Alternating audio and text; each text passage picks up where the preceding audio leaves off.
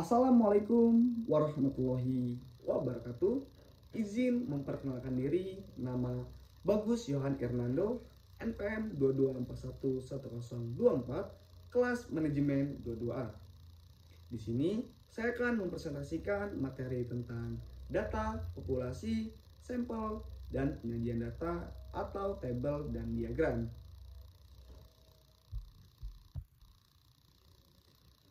Baiklah, pengertian data, populasi, sampel, dan penyajian data atau tabel dan diagram. Data adalah kumpulan informasi yang dapat diolah dan dianalisis untuk menghasilkan kesimpulan. Data dapat berupa angka, teks, gambar, atau suara. Data dapat diperoleh dari berbagai sumber seperti survei, wawancara, eksperimen, atau pengamatan.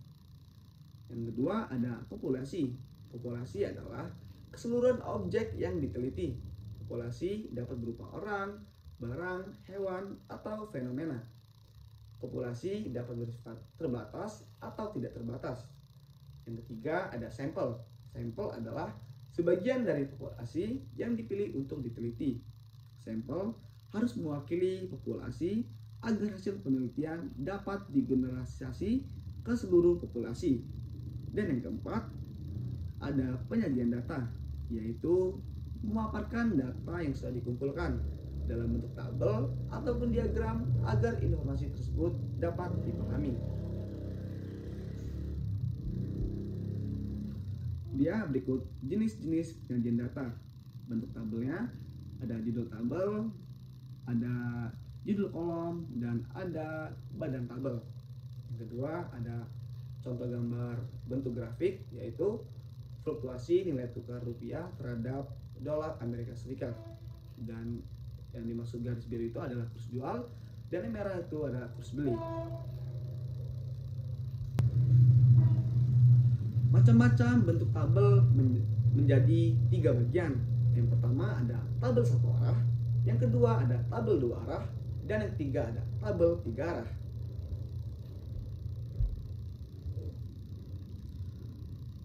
Baiklah, di sini saya akan menjelaskan tabel satu arah. Tabel satu arah adalah tabel yang menyajikan data tentang satu karakteristik saja. Karakteristik tersebut dapat berupa jumlah, frekuensi, ukuran, kadar atau presentasi, dan lain sebagainya. Ini dia contoh tabel satu arah. Produksi kayu hutan menurut jenis produksi tahun 1996 sampai 1997, di mana jenis kayu bulat dengan banyaknya 26.069. Yang kedua, jenis kayu gergajian dengan banyaknya 3.427 dan jenis kayu lapis sebanyak 10.948. Maka jika dijumlahkan menjadi 40.444.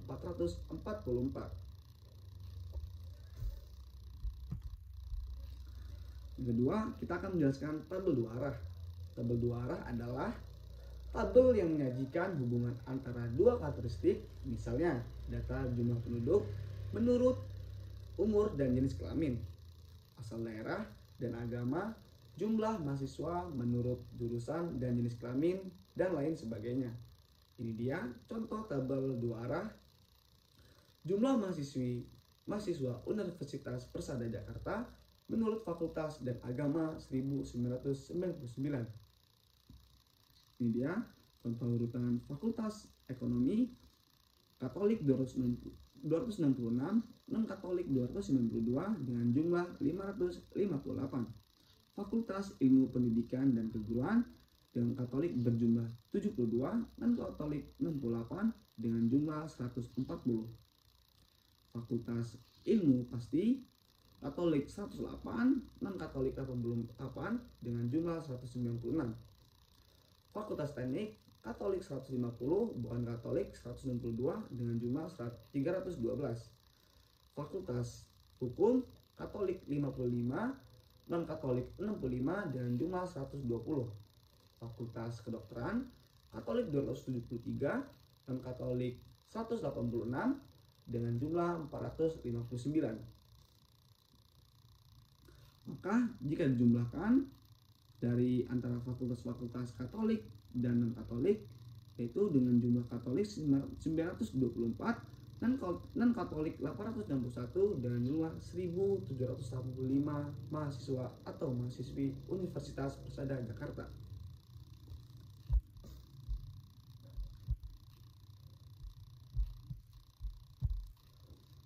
Yang ketiga ada tabel 3 arah. Tabel 3 arah adalah tabel yang menyajikan hubungan antara 3 karakteristik, misalnya data penduduk berdasarkan kecamatan, jenis kelamin, dan umur, atau data mahasiswa berdasarkan jenis kelamin, jurusan, dan asal daerah. Ini dia contoh tabel 3 arah. Contoh, jumlah karyawan departemen 10 menurut masa kerja, pendidikan, dan golongan PGPS tahun 2007. Ini dia contoh gambarnya.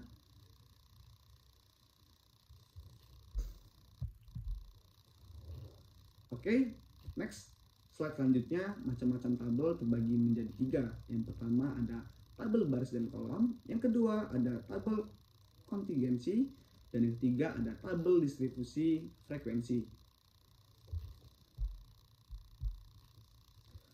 Baiklah, di sini saya akan menjelaskan yang pertama ada tabel baris dan kolom. Tabel baris dan kolom adalah jenis tabel yang paling sederhana. Tabel ini terdiri dari baris dan kolom yang disusun secara sistematis dan teratur.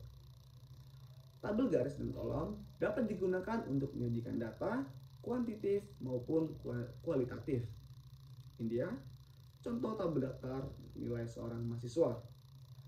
Yang pertama, dengan mata pelajaran matematika dengan nilai 78. Yang kedua, ada mata pelajaran sosiologi dengan nilai 68.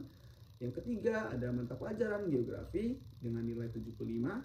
Yang keempat, ada mata pelajaran sejarah dengan nilai 91. Yang kelima, ada mata pelajaran ekonomi dengan nilai 88. Yang keenam, ada mata pelajaran akuntansi dengan nilai 80. Dan yang ketujuh, ada mata pelajaran PKN dengan nilai 70. Yang kedua, ada tabel kontingensi. Tabel kontingensi adalah jenis tabel yang menyajikan hubungan antara 2 variabel. Variabel adalah karakteristik yang dapat diukur atau diamati.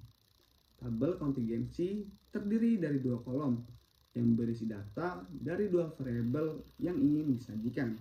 Ini dia contoh tabel kontingensi.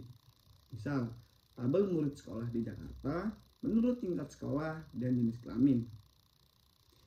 Ya, urutannya jenis kelamin laki-laki menurut tingkat sekolah SD mencapai 4.756 dan tingkat SMP mencapai 2.795 dan tingkat SMA mencapai 1.459. Maka dengan jumlah jenis kelamin laki-laki mencapai 9.012. Yang kedua, di sini ada jenis kelamin perempuan menurut tingkat sekolah SD mencapai 4.032 dan tingkat SMP mencapai 2.116 dan tingkat SMA mencapai 1.256. Maka dengan jumlah jenis kelamin perempuan menurut tingkat sekolah SD, SMP, SMA mencapai 7.404. Maka dengan jumlah SD 8.790 dan SMP mencapai 4.911 dan SMA mencapai 2.715, maka dengan jumlah keseluruhan total mencapai 16.416.